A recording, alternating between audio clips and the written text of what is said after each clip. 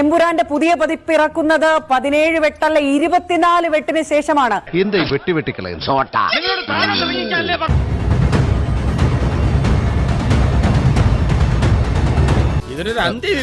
മതചിഹ്നങ്ങളുടെ പശ്ചാത്തലത്തിൽ വാഹനങ്ങൾ കടന്നു പോകുന്ന സീനടക്കം വെട്ടി.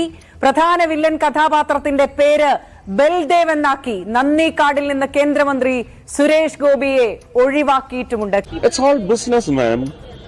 It's all business.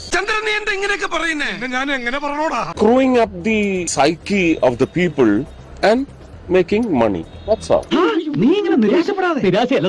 നിന്നെ പോലത്തെ ഒരു മരമണ്ടന്റെ കൂടെ ഇങ്ങനെ ഒരു മണ്ടത്തരത്തിന് ഇറങ്ങി തിരിച്ചല്ലോ ഓർത്ത് ചെയ്തു പോയത്. ഇതൊക്കെ തന്നെ അണിയറക്കാർ ബോധപൂർവം ഉണ്ടാക്കുന്നു.